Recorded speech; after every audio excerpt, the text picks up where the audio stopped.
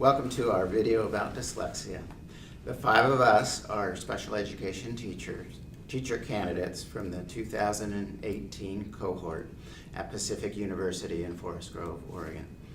As part of our course in curriculum and methods for students with disabilities, we've all read separate books related to dyslexia. Today, we will be sharing what we've learned. To begin with, though, we are each going to introduce ourselves and just say a little bit about the book that we each read. My name is Eric. I have always viewed myself as a teacher, but in the first part of my career, that was as a journalist. But more recently, I was inspired to take my career into the classroom, and I was inspired by my 10-year-old son who has autism, and very much by his teachers and other professionals who have made such a difference in his life. For the past year, I've worked as a substitute classroom assistant in a variety of special education classrooms. And the book that I read for this project is Marcia Henry's Unlocking Literacy. The book is subtitled Effective Decoding and Spelling Instruction. As the subtitle suggests, Unlocking Literacy is not specifically about dyslexia. It does provide an overview of various theories and research related to building literacy skills, and much of that context would apply to people with dyslexia, as well as all other learners. The value that I found in this book was not so much as learning about dyslexia or any type of theory. Rather, it's a handy, I see it as more of a toolkit. It's a handy reference guide. There are plenty of lesson planning ideas in there, and then there are lots of resources like vocabulary lists and other lists that can help you.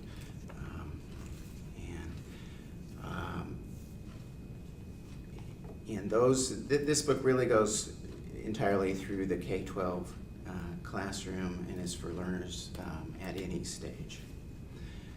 And so that's what I have, and now Kelly's going to talk about herself. My name is Kelly, and I did Overcoming Dyslexia by Sally Shaywitz. And what I liked about this book is it kind of had a scientific point of view, if you're into that kind of a thing. If you want to know why a child or adult with dyslexia is having difficulties, this book does a really good job of making you better understand that.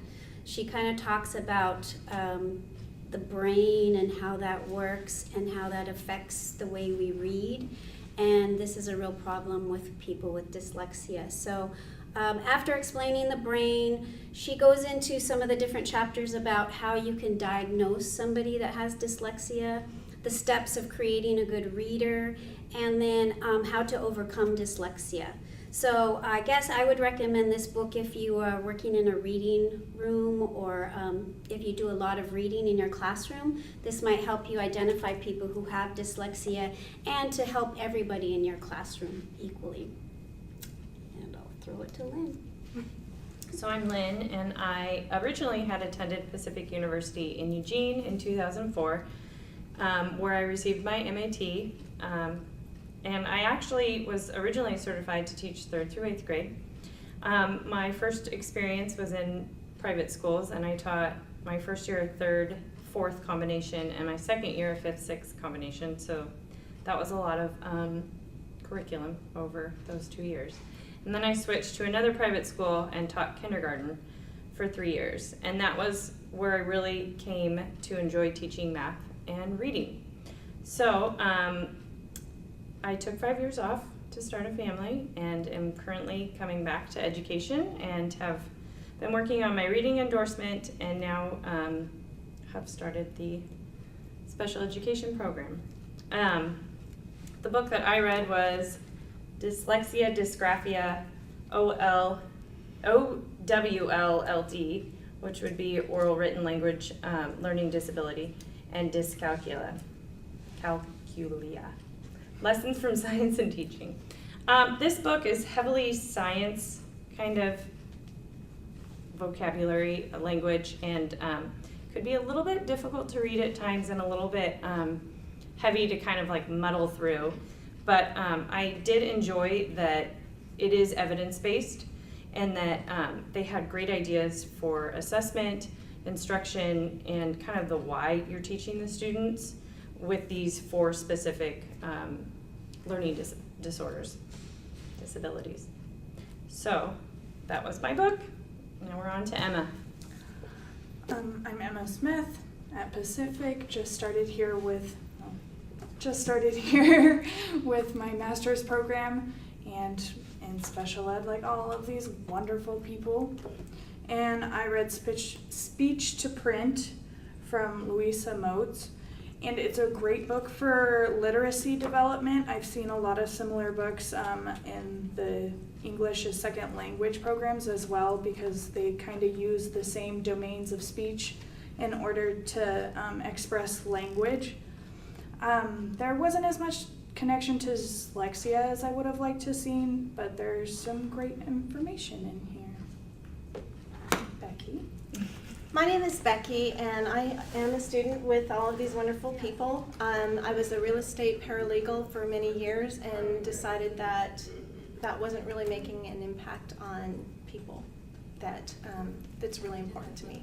So I chose to go into special education and earn my undergrad degree in special ed, and now in the cohort 18 for my master's in special ed.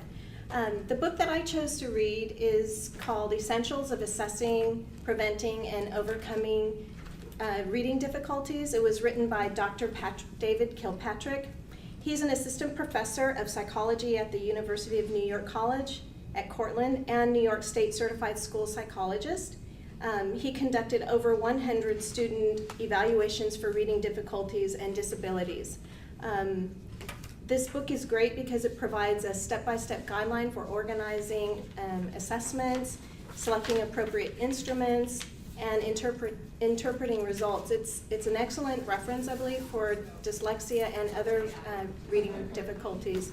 It's conveniently formatted for rapid reference, and I thought there was a lot of great detail in here to help with your students with dyslexia. So Dr. Kilpatrick has defined dyslexia in this book as, he says dyslexia has developed a mystique in our pop culture. Nearly all cases of dyslexia are caused by phonological core deficit, and dyslexia is, in his definition, a psychological and medical term, not an educational term. He indicates that people with high IQ scores can be poor word-level readers despite good effort and instruction. And so classic dyslexia has well-developed language comprehension but struggles with, or the classic dyslexic has well-developed language comprehension but struggles when reading words. And so I think your book talks about brain-based learning, right, Kelly? Yes, it does. Actually, in Overcoming Dyslexia, one of the things that she talks about is how dyslexia for a while was thought of as a visual problem. Most people think that people with dyslexia are going to switch their letters or switch their words, but she actually points out that that's a very small percentage of people with dyslexia who do that. She said what it actually is a problem with the language system itself. Dyslexia is a linguistic problem, not a visual problem. It is a weakness in the language system in the phonological awareness module. That's really interesting, Kelly, because when my son was in school in the 80s, he was being tested for learning disabilities and he was in high school. And they suggested that he put color overlays on his reading work, tinted glass, tinted plastic, to help him with the reading, thinking that it might be dyslexia.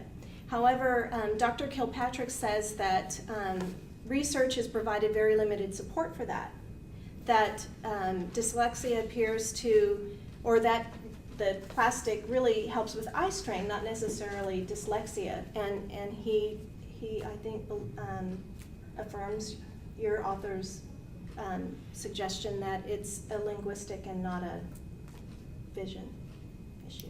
Well, one of the things she also goes on to say is that with people with dyslexia, it doesn't interfere with their intellectual abilities, such as thinking, reasoning, and understanding. Those are untouched. So that means that comprehension isn't affected, correct?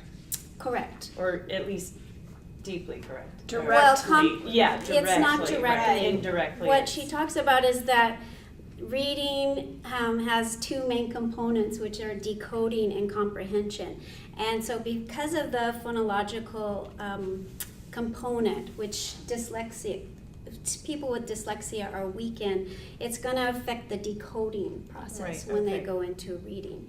And so just a little background so that you guys can know where she's coming from when she's talking about this. As I was saying earlier, it's a very scientific approach that she has. So she looked up at the history of the brain, and back in the 1800s, there was a French physician named Paul Broca who identified that we do a lot of our language from the frontal region of our brain. And they found this out because when he had people that died of stroke, they would open up their brain and take a look at where the blood flow was in that area of that. And so they determined that that area was the area that affected the speech. So one of the things that she talked about is that with people with dyslexia, I'll back up.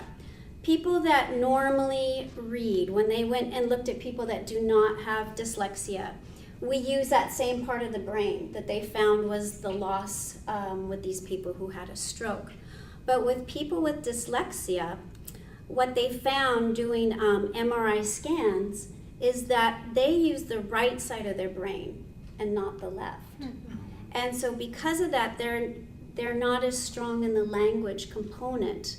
And so what she talks about is that we really need to work on the language portion of reading and strengthen that up, because that's where they're lacking. It's not the intelligence, it's the way that they process language. It's interesting.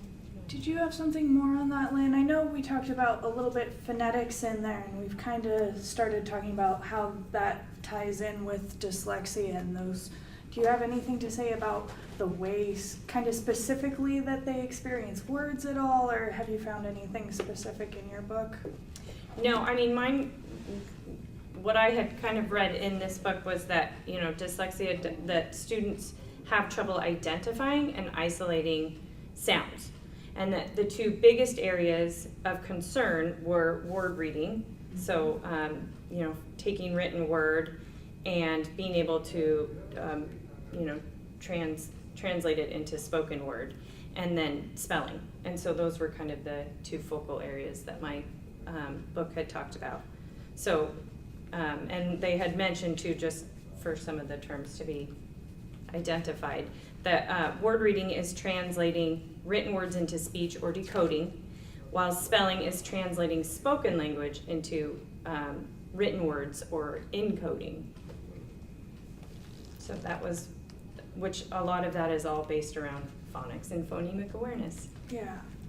If we're talking about phonemic awareness, this book, while it doesn't specifically talk too much about dyslexia, it has a lot of lessons and resources that get into those kinds of issues. So you can go in, you can dip in and find lesson plans that have to do with phonological awareness. And so you can do a lesson, for example, on rhyming or syllable awareness or sound awareness or something like that.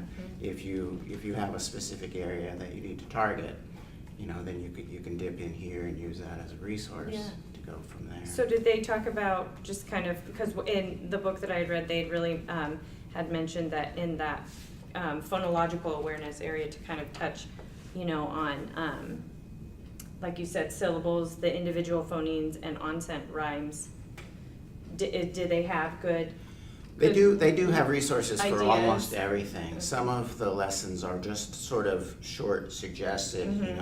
You can do this about sound awareness, and, you know, try this. Do they offer other resources, you know, or areas that they could guide you that you could look up online? Did they give you those sorts of There details are a in your lot of, there's a whole section in here of different resources for a variety of that's awesome. information. So it's really something that you can pull off your shelf, say, well, I want something more about this. This may not have a whole lot of detail on it, but it's gonna point you to the right direction. And then it's also gonna have some suggested lessons and then some word lists if that is applicable Yeah. to whatever the lesson you're doing. You can apply those to it. Yeah. Well, I'll say too that my book did talk a lot about the phonological awareness being a very big part of making a good reader. And so in my book, she actually talks about a couple of steps to good phonological awareness. The first one she said is you got to do rhyming, because children need to learn how to be able to take the words apart. So rhyming shows them how they can look at a word and how it, you know, is similar at the end. And they had 2 pages that had books that you could incorporate into your lessons that might help teach the students that. With like general books that are great Yeah, for just books that have they a lot thought- of rhyme or oh wow. That'd be really useful. Nice. Yeah. The other thing that she talked about was working on words, both segmenting and blending. She said that a lot of phonological awareness is you've got to be able to know how to pull the words apart and then also put them back together. So those are a couple of steps in my book that she did talk about.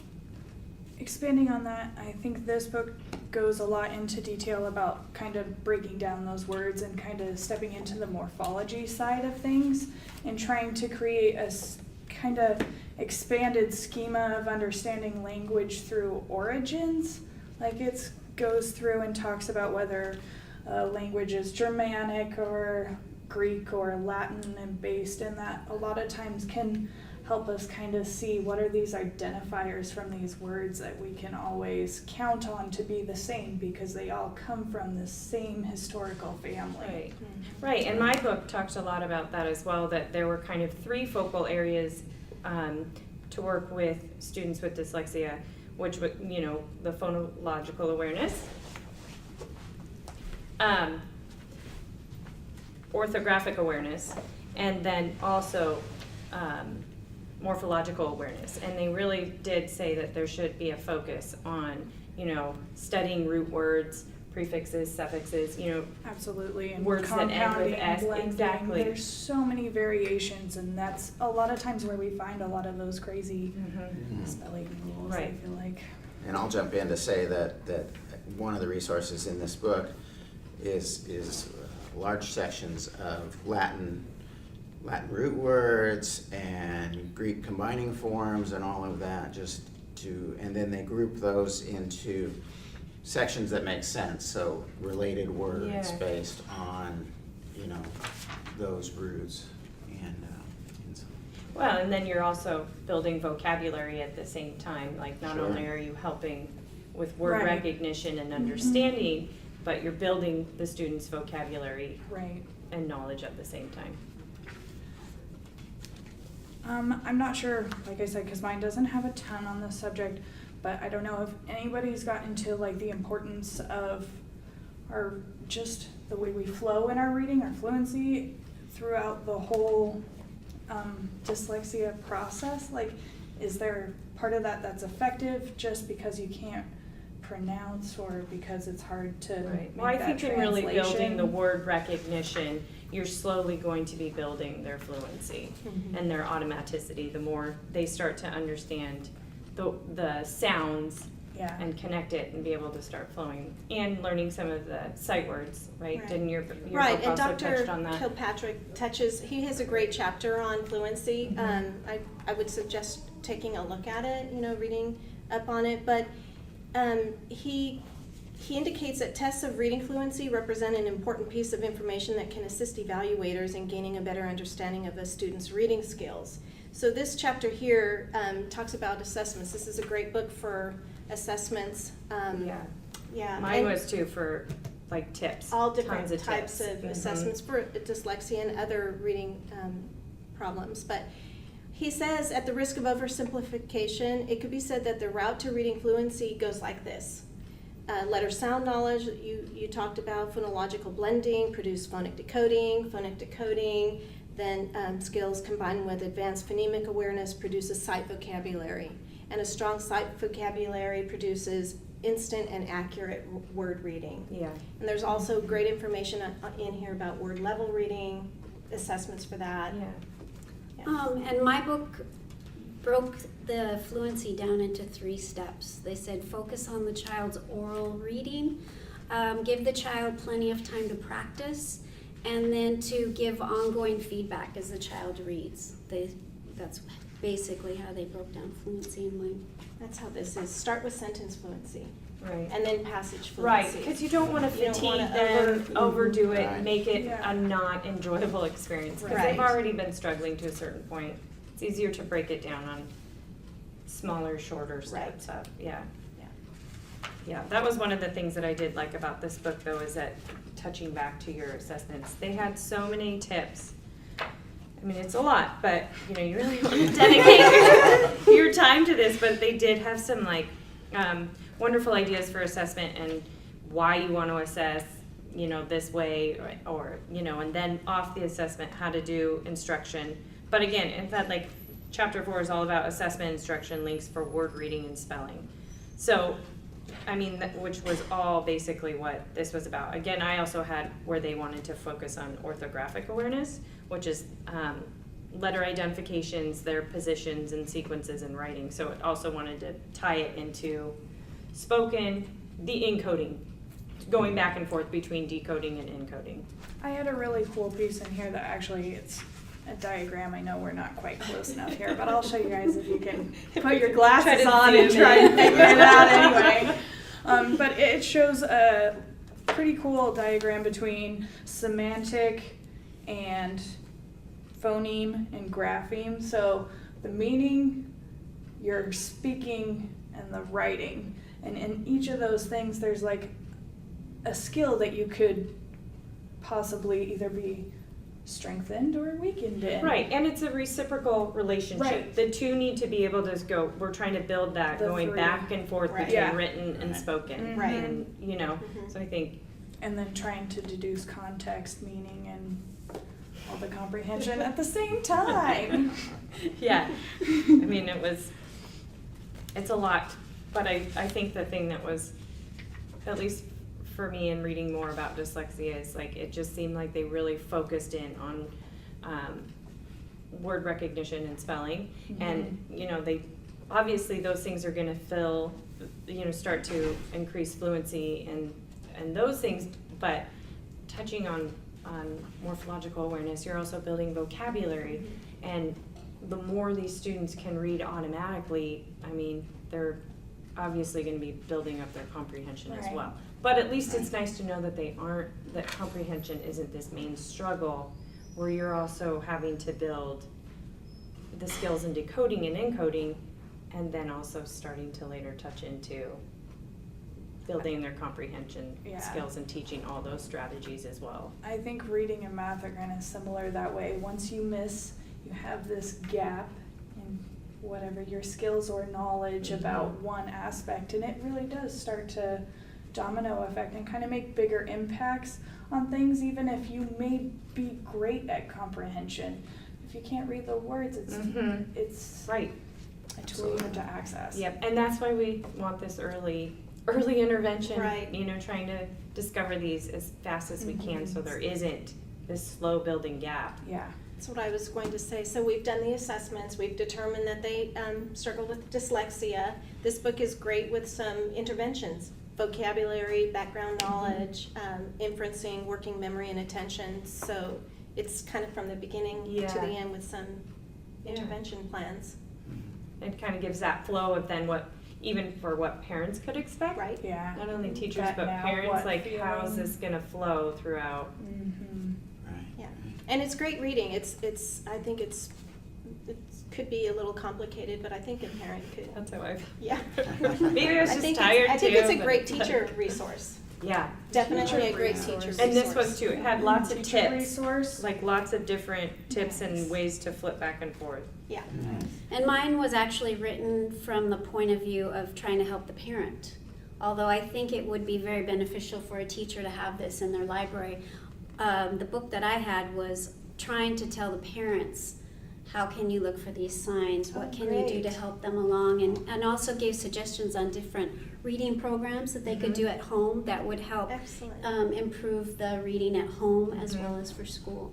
Yeah, which is, and that's the other thing in being a teacher that's difficult, is trying to find the most appropriate way to have these discussions with parents and be sensitive to like what's going on. I mean, this is something that can be kind of overwhelming for a parent, and so you want to be able to be as sensitive to what they're feeling as well. So that also having like this resource for teachers to read for the parents' sake. Right, yeah. Those are some good connections to make. That's true. And if the parents come back to you, they often come back and say, well, what can we do at home? Right. And it sounds like This that is offers a lot of suggestions. And then you could probably take my book or Emma's book and dip in and find some lessons or something that even the parents could do at home, like work on this type of skill or that type of skill, just to give them a little bit more practice at home versus. And resources, like that also has resources for Right. them to access. Yes. Oh, here's some other ideas or places you can go to. I noticed that I found myself even completing some of the activities in here. It's a great one for teachers to do the activities because it helps you concrete what is a phoneme or a grapheme. Right, or because that's not a morpheme. sitting around the dinner table kind of conversation That's not usually at the home. first word I say in the morning. I'm going to work on my morphological awareness today. So I think we all had some really great resources, right, Yes. that we could use in the classroom. We could help with our parents. We kind of touched on the definition of dyslexia and kind of the mystique that it has today. But I think we're really What was dialing your in biggest takeaway though from this, that I just as we're wrapping it up, what was kind of the thing that stuck out the most to you in your reading, or just one blip that just, like for me personally, I was like, and it seems silly, but one of the biggest things for me was that it's a medical diagnosis and not an academic, like, Exactly. that we still refer to it as specific learning disability. It's not, no one in the schools has that dyslexic term with it, And- coming with them. And for me, assess it, prevent it, overcome it. There's hope. Yes. Right. Yes. If you intervene and you put these interventions into place, you could overcome dyslexia. Maybe not be.